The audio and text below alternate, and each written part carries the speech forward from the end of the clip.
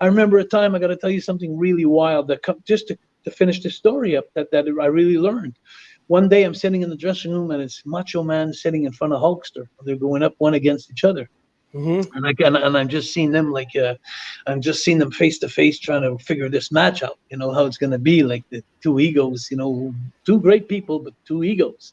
And it's like, and so Hulk is sitting in front and I'm just seeing Hulk saying like, well, I'm going to come in. I'm going to do that leg drop at the end there, boom. So Macho Man, so Macho Man's like, So you're eavesdropping on this. So listen, yes, I am. So Macho Man's going like, So then Macho Man says, well, I'd like to go up the top. He says, I'd like to go up the top rope there and do that big elbow there. And so Hulk's going like, okay.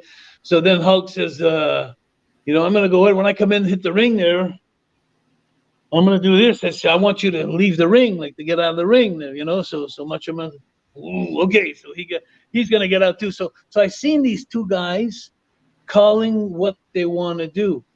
And one day I'm in England and I got the main event, the Mountie against the Macho Man with Miss Elizabeth in the corner. So I'm coming in. The Mountie was very popular in Europe because of the costumes. They have costumes.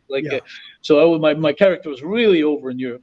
So I was working for the world title against Macho Man. So I get in the dressing room and I sit in front of Macho Man and Randy sits in front of me and he goes like this, because I knew him from Nashville working with Nick Goulas. I knew him for a long time. So he comes and he sits in front of me and he goes like this and he says, so I says, listen, I said, he says, no. He says, I'm going to go ahead and tell you. He says, I'm going to go up at the end and he says, I'm going to come off with the big elbow there. And he says, is that okay with you? I'm going to finish you right there in the middle.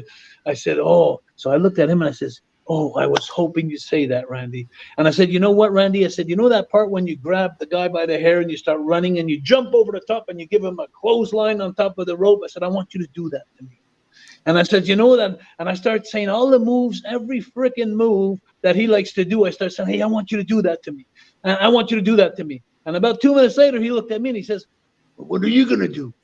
And I says, I know. He says, well, you give a good drop kick. He says, why don't we put that in there? And he started giving me shit. Yeah. So it's like I used reverse psychology. Like, give everything, and it's going to come back to you. Like, people are going to come back to you. And that's how I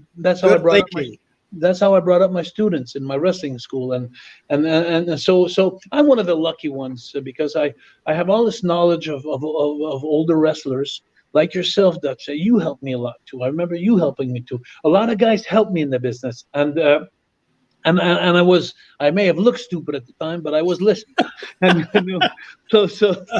so I used a lot of that in my wrestling school for 20 years and in my profession. And that's what I think got me so far in the business because, all you guys have helped me out.